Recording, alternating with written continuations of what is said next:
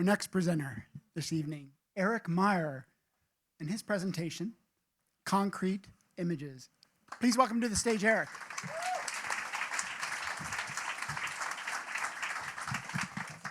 Thank you. I've decided I'm nervous, so if I pass out, it's just a panic attack. These are photographs that I took in Mexico on a trip last year, film photographs. There's a couple of others by other photographers in there too. If you're curious, you can talk to me after. Okay, yeah. Here's a photograph that I took on a residential street in Guadalajara, Jalisco, Mexico. My photography from this trip plays with our impressions of concrete structures in different contexts.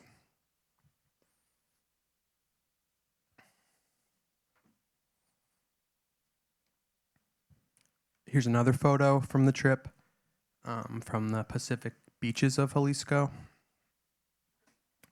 This image reminds me of the Mediterranean, maybe like ancient Greece. To me, it feels contemplative, peaceful. Back in Guadalajara, it's a different feeling here.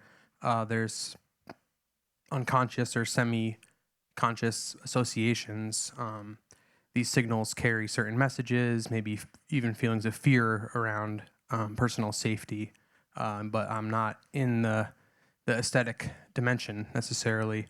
But part of me during this part of the trip was still drawn in by the beauty of these structures, especially because I had my camera with me. And with a camera, you have the chance to frame the picture, to choose what's in the lens, and that encourages us to think about the compositional qualities of the world around us. I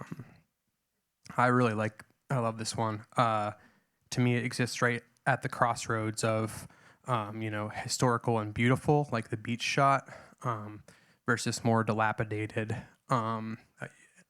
Honestly, this was from I wouldn't say sketchy part of Guadalajara, but it was a little odd. This is original. Let's see. My original intent was to shoot the fancy brutalist buildings in Mexico, and this is a photo I took on the way. This is Aero Saarinen's TWA terminal, and here's a historical shot from 1962 when the building was unveiled. This is by the photographer Ezra Stoller, who's an amazing and influential photographer in the world of architecture.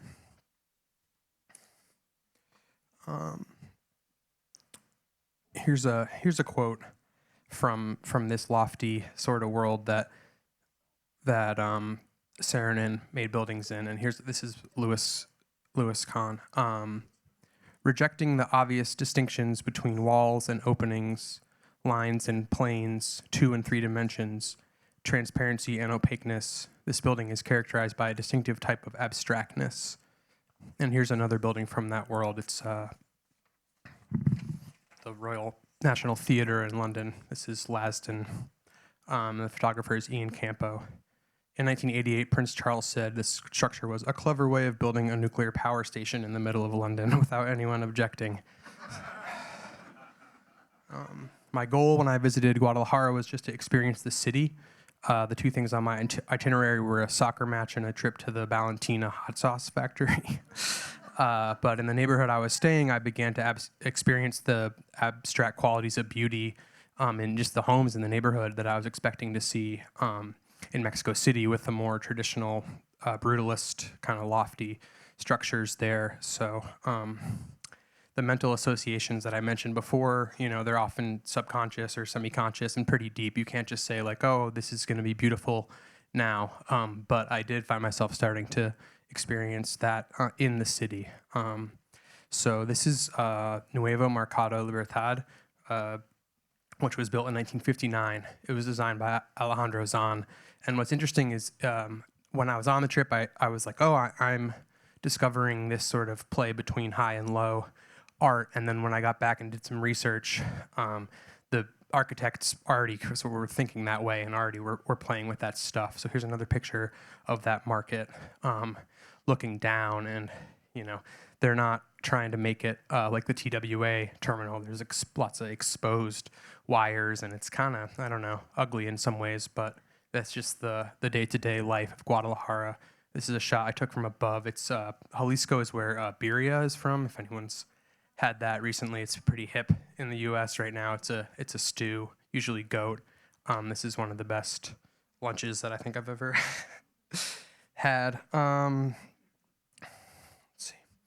All right, this is a photo by Erica Siegel of Roof Terrace by Louis Barragan. And Barragan won the Pritzker Prize, which is considered to be like the Nobel Prize of architecture. In his acceptance speech, he said, the lessons to be learned from the unassuming architecture of the village and provincial towns of my country have been a permanent source of inspiration. Here's another of Erica Siegel's photographs from the interior of that same building. In art theory, we might say that this structure exists at the junction of representation and non-representation. In a spiritual practice, we might just call that sublime. I took this photograph of a monument designed by the same person, Louis Barragan, but it was only recently installed. He designed it like 30 or 40 years ago, and it was installed just in a pretty normal intersection in sort of the outskirts of Guadalajara. I found it to be beautiful and only later realized that he had designed it. Here's a church that was under construction when I was there. Barragan said later in the same speech, it's alarming that publications devoted to architecture have banished from their pages the words beauty, inspiration, magic, spellbound, enchantment, as well as the concepts of serenity, silence, intimacy, and amazement.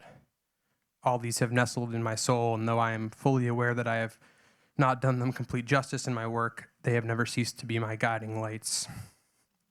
He continues, beauty,